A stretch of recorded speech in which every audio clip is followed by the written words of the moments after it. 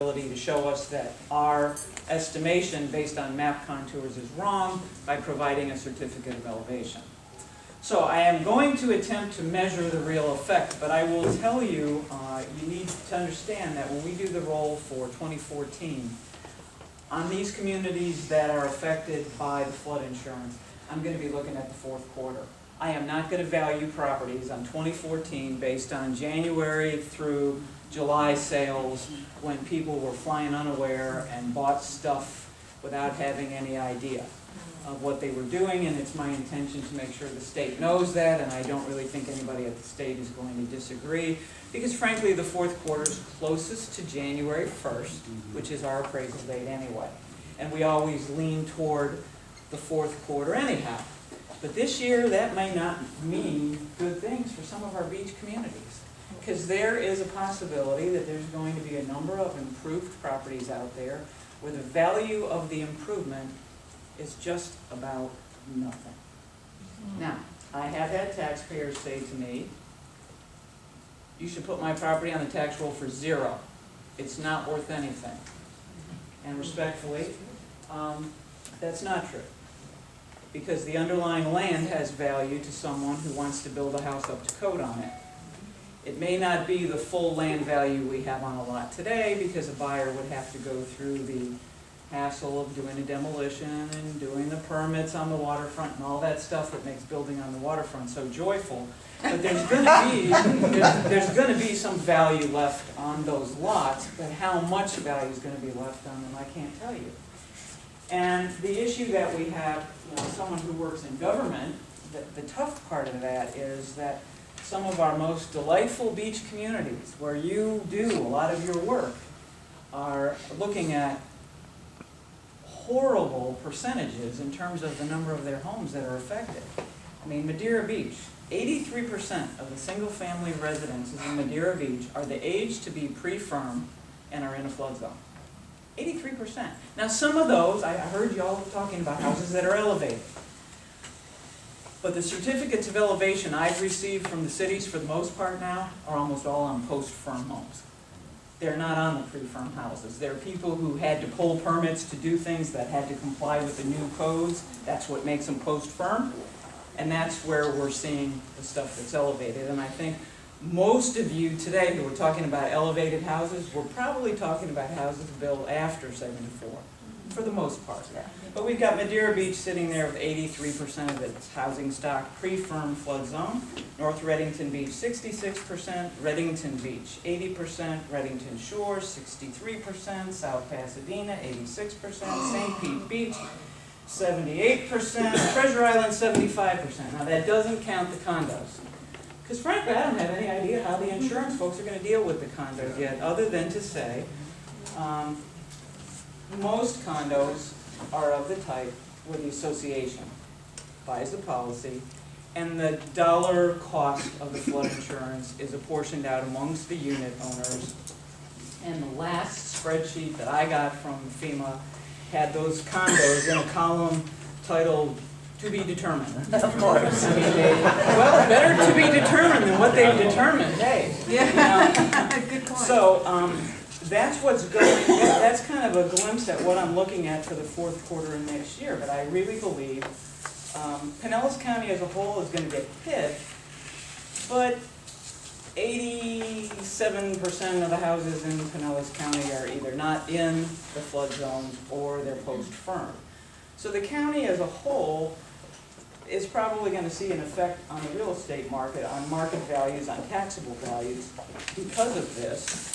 But it's not going to be like one of these little beach communities where so many of the houses are affected. So just be aware that in those communities, when people who buy in those communities who buy the post-firm houses are likely to be looking at living in a community where there's going to be implications for service and taxes and everything else. Because I don't know how you lose a bunch of value on 80% of your houses and have it not really have a detrimental effect on the tax roll. But I can't measure that effect yet. I mean, the market has, I think the real effect of this began to be felt in the market really not till September. There may have been some cancellations in August, but September was the month when things really started. Would you agree? Yeah. Yeah, okay, so you really didn't begin that much in July and August. I mean, how can that be? Anyway, so, the rest of the market though is just doing great. And I walk around, you know, I take these maps with me when I go to places that are color-coded with increases in value in various shades of green and decreases in value in various shades of red. And this year's map in Pinellas County was very, very green. Very, very green. We actually have people again who are building up some Save Our Home cap value on their homes, which they can port to a new home if they decide to sell. I mean, the fact that we were turning around, I don't know anybody who would dispute that, but where we were in 2006, there was $25 billion in value in Pinellas County that wasn't taxed because it was protected by the Save Our Homes cap. I mean, $25 billion from the Save Our Homes cap. That's just residential homesteaded property. On the 2012 roll, that $25 billion had dropped to $2 billion. We lost $23 billion in value on people's homes. The primary asset. That's how we got so many people underwater. That was over 6 years? That was from 2006 to 2012. Remember? Now, the good news is that in 2013, we added like $1.5 billion back to capped value. Because values went up in Pinellas County. Overall, market values were increased close to 5%. Taxable values went up about, I think it was about roughly around 3.2%.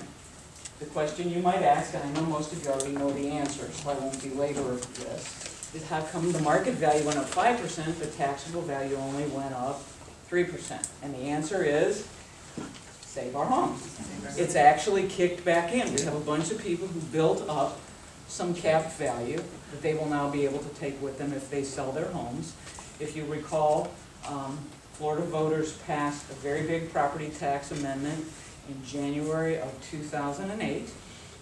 It included portability just in time for everybody to lose all their capped value. There were dire predictions of the bazillions of dollars that were going to come off the tax roll because of portability.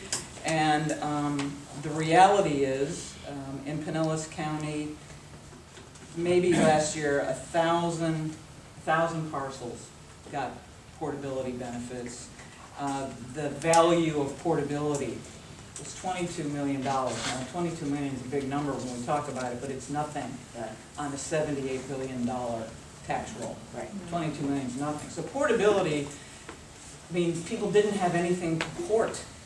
And it's kind of funny because portability taught me a lesson about public service. And it makes me laugh. And what it taught me is it doesn't matter what the law says and what you do, there's always going to be a bunch of people who see collusion and conspiracy everywhere, and they're sure that a government official is trying to ruin their lives. Because as I lowered the values in 2009 and 2010, in response to the market declining, which I think you'll all agree it declined, I had people call me and say I lowered the value of their house just so they wouldn't have anything to port. And I mean, I heard it over and over again. And with that, I learned to just kind of do the right thing and to be more like a duck who's, you know, the water runs off your back. Yes, ma'am? Pam. Sure. How long can you use your portability? That's a great question. Portability is available for 2 years. So let's say I have a house right now in October of 2013 and I sell it. I do not have to use my portability benefit in 2014. I need to use it in 2015. We look back for 2 years, and we don't look back at which year gives you the better deal. Okay? What I mean is, the statute talks about looking back 2 years to give people time to buy a new home and to look for a new home. If we had a house that had a capped amount, and this was happening a lot as values were declining, they had a cap amount in 2009 of $200,000. And then in 2010, the cap amount, because of declining values, went down to $150,000. And then the next year, they bought a new home, and they wanted me to go back 2 years and use the 200,000. That's not an option. The portability amount is based on the most recent year that you had the homestead, but you can take that forward for 2 years. Two people who own a house together, who part ways, can split that cap amount. But if it's a divorce, they don't have to. Okay? There was a change in the law this year that you should know about. I wouldn't suggest you try to do calculations for people. I really wouldn't, but I suggest you be aware of it so they're informed. And what that law says is, if two people have a homestead together, whether they're a husband and wife or just two people, you and I own a house together, okay? Cool. As tenants in common, 50-50 ownership, and we decide to sell that house, and we're each going to go buy our own homestead. You would get 50%, and I would get 50% of the cap amount to take to our new homesteads. But we can agree to make that split something other than 50-50 if we want to, if we put it in writing, if we come into the property appraiser's office and file for homestead with a form that shows the percentage that we agreed upon. Where that might become interesting is in some divorce cases in the future. Now that cap numbers will build back up, I attended a meeting yesterday with a bunch of family law lawyers, and I said, you know, I'm really surprised, even though the market's been declining, we've always had houses capped. And typically what happens is the spouse who keeps the home, keeps the whole cap, the homestead continues, and the spouse who has to leave and has to give up their rights to the home goes and gets a new home, and they don't get to port a thing. The only way they get portability is if the cap comes off the mutually shared homestead, and then it can be split between them. Part of it can be put right back on that homestead, and part of it can be put on the departed spouse's new homestead. But the departed spouse can't come in and do that on his or her own. It has to be both spouses, even if they're ex-spouses. The one who received the homestead in the settlement has to go along with it. There's no, I don't get to decide. I got enough little alligators nipping at my hind end without getting in the middle of that. But anyway, be advised that cap benefit can be split.